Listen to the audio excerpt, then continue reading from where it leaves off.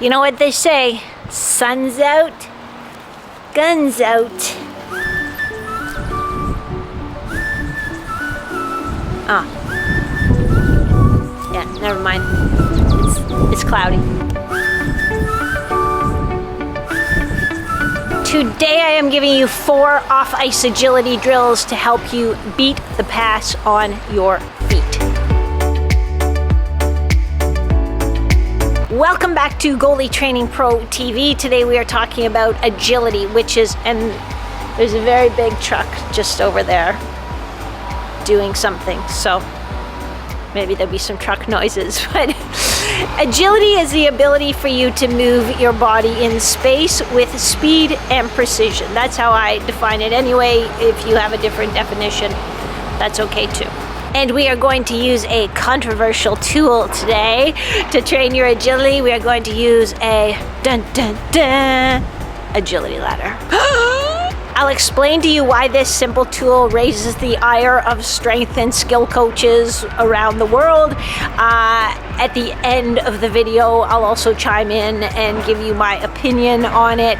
But I know that a lot of you are just here because just tell me the drills I need to do to beat the pass on my feet. That's really all I care about. I don't care about the rest. So we'll do the business part first, and then we'll talk about the pros and the cons of using an agility ladder. And since we are focusing on speed today, the volume will be very low. So it might be one ladder each direction if there's a lead leg. So we might do one ladder leading with your right leg, a little rest, one ladder leading with your left leg, and then some sort of active recovery. And for active recovery, you can do puck handling, you can do same side Superman, you can do catching like hand-eye training or eye-hand training. You could do inverted hip opener, something that's still working on skill or muscle activation patterns, but isn't adding fatigue. It doesn't have a high metabolic demand. The first drill we're going to do is a wide shuffle. So getting you in a wider pattern, giving you a sort of framework to keep that a little bit wider stance, but still move very quickly. A lot of times when we do agility drills, shuffle drills, lateral speed drills, even ladder drills, you know, our feet are sort of starting from this hip width position, which is fine if we're always in that hip width position. But what about, you know, when we're in some different postures to start with? I know a lot of your goalie coaches want you using a narrower stance, and so it's not wrong to do this drill with a narrow stance, but sometimes too we're going to have a little bit wider stance and we still want to move with speed. The reason a lot of your coaches want you to have a narrower stance is because you're too slow from a wide stance. So let's work a little bit of specific speed from that wider stance. And you want to practice keeping your head up as you go. So I don't want to train you to look down at your feet as you're moving around. You want to keep your head up but have an awareness of where that ladder is.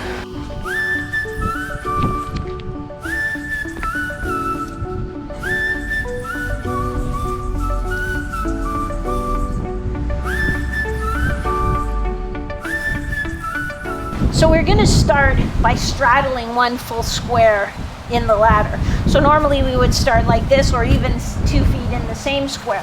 But we want to get that wide stance and work quickness from that wide stance. So we're going to be here. We're going to get low in our legs. Think of where your goalie coach wants your hands to be. So we really don't want to, you know, be using our hands to lead movement when we're in the agility ladder, because as goalies, that's not something that's going to help us perform our sport. So we do actually want to keep our hands here. Now, if we were doing, you know, max sprinting or something like that, linear velocity day, well then, yeah, we're going to use our arms. We aren't going to sprint like with our glove and blocker position. But here we're moving laterally, so we're going to keep that, reinforce that habit, that's all. Because a lot of us, myself included, as we get doing more complex things, our hands start to do crazy, weird things and drop down. So let's just practice that habit. We're going to start with a big step here. So we're going to lead with this leg, pushing off this leg, and then it's going to come together, but we're always leaving a square open. So boom, boom, boom, boom, boom. And the ladder gives us, you can see I stepped on these, it just gives us a framework to adjust, hey, how much precision am I moving with? Is there anything magical about this space? No, but it's a target. Hey, can I move precisely, especially without staring right at my feet? In my case, so-so. It's not the best. So that's part of what I think the value of the ladder is. It gives you that framework. You would do one moving this way, you would walk back, take a little rest, and then you would do one facing the other direction. The next exercise is a pivot forward. So we're going to think about almost like if we're coming off our post to the top of the crease to our other post. And when we arrive at each post, let's say, you want to be there ready to make a save. So we don't want it to get sort of dancing, moving along. We want it to be, hey, I'm here, I'm ready to make a save. So here I'm following the play, my head and my hands lead me, I come to the middle, and then boom, like I'm ready to make a save. There's no shot, okay, now the puck's been passed back across, boom, boom.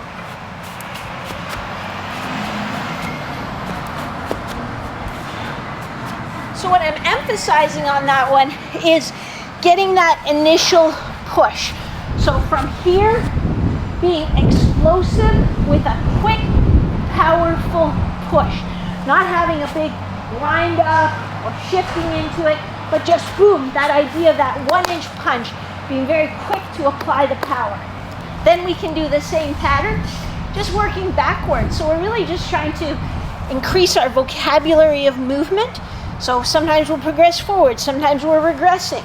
But I'm starting at my post, top of my crease, post ready for a save. And then it's coming back.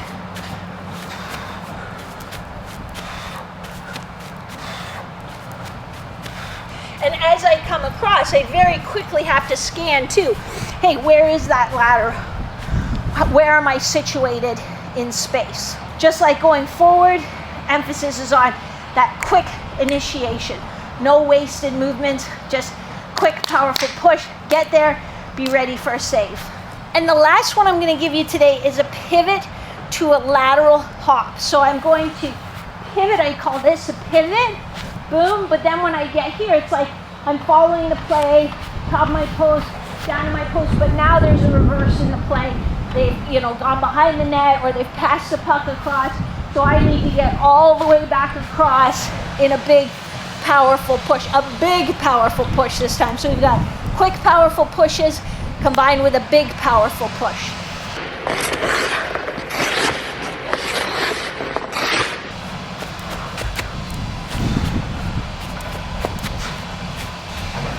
And I would do that so that I'm pivoting to my left, big lateral push to my right. Then I would do it where I'm pivoting to my right, big powerful push to the left, but giving myself lots of rest interval in there as well.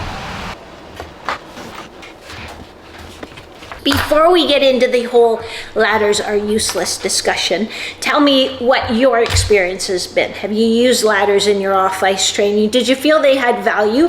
Did they highlight any deficiencies you had that maybe you weren't aware of? Or do you think they just made a mess? Drop a comment below.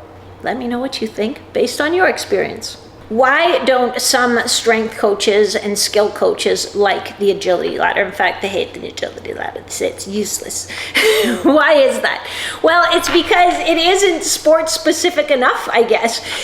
In sport, you're not following a predetermined pattern. It's like the sport is happening and you're reacting and responding. And so, in their opinion, following a prescribed movement pattern is useless because it isn't what you have to do in sport. In other words, as a goalie, doing a wide shuffle in a ladder, well, on the ice, when you do a wide shuffle and you're wearing skates and the puck's being passed around and you're tracking the puck, and that's completely different.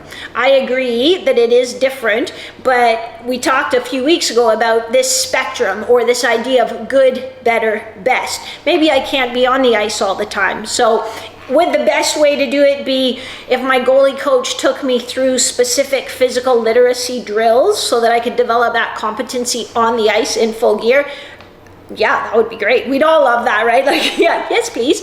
But we don't all have that opportunity. So is this a good option or a better option than some of the other things we could do, like just going out for a jog?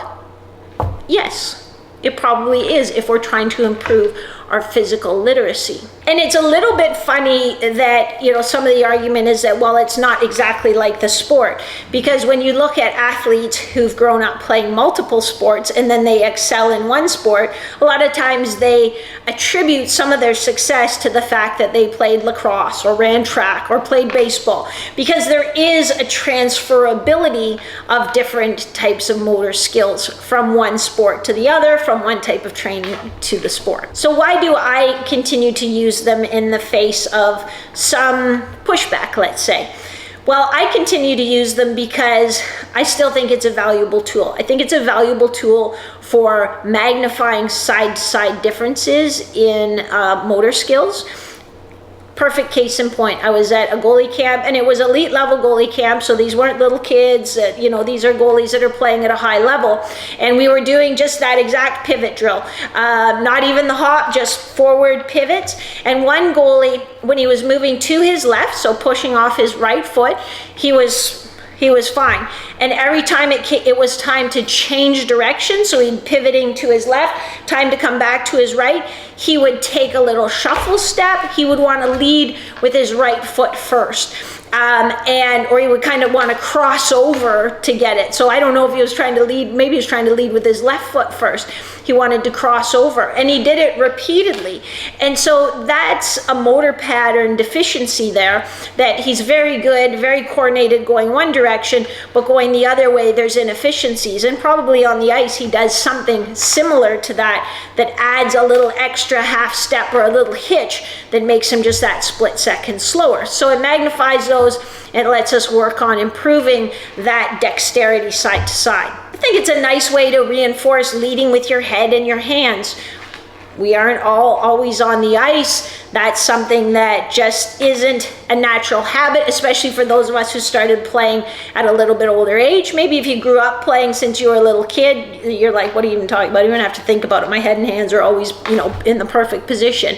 Some of us need to work on it. So it provides a nice opportunity for that while I'm thinking of something else, you know, and then I have to use my head and my hands properly. It's a good opportunity to work on deceleration mechanics and acceleration mechanics. So are we using our hip, knee, and ankle to absorb, to explode? Are we getting that quick, powerful push that I talked about? Or are we doing a big, powerful push? Are we mixing those up? Because on the ice, you know that sometimes, you know, if it's one big push to get there, that's fine. But it's like, or if I have to track the puck to get there, it's fine. But then if something happens and I have to make a second save and that requires a big bang bang movement, you know, that's where I get into trouble. So this lets us set up some of those bang bang movements, even though it's predictable, but it lets us practice that skill in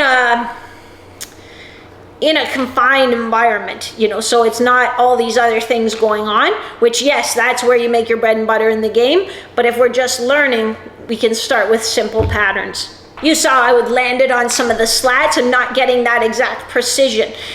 So how is my body learning where it needs to be to land inside the constructs of the ladder? Because we could just do those patterns out in the middle of the grass. And if you don't have an agility ladder, that's totally fine too.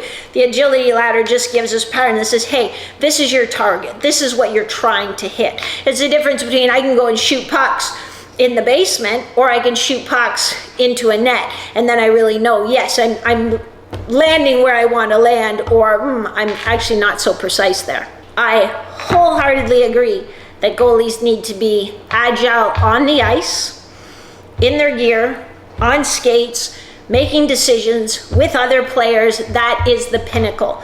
But I also don't feel that there is harm in practicing some of these patterns in a more confined environment as a means of learning the basics. Elite level musicians still practice their scales, and it doesn't take away from their ability to play a concerto or whatever it's called, but it just helps lay that foundation, reinforce that foundation. We would all agree that squatting, benching, pull-ups doesn't look anything like what a goalie needs to do, but we would all agree that that helps build the ingredient of strength, which we can then translate into power to help us perform on the ice. You've heard me talk a million times about adding tools to the toolbox. Strength is a tool to the toolbox. Mobility is a tool for the toolbox.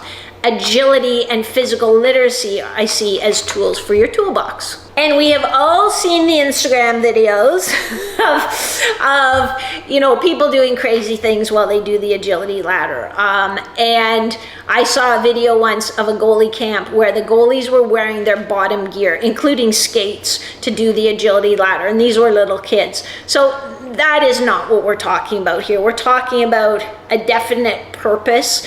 What are we trying to work on? What are we trying to teach? How can we practice it? We're trying to reinforce movement patterns with power and precision as one of the tools that we're adding to our toolbox. And if you're still not sure, you're like, oh, I don't know, because this guy said that and she said this. And you know what? Try these drills for a couple weeks. Do it maybe 2 times a week for a couple weeks, 2 to 3 sets, just one ladder leading with each leg, lots of rest in between. If you're getting tired doing this, you're doing too much volume. So even just do half a ladder, that's fine. You know, 5 seconds of work, that's fine.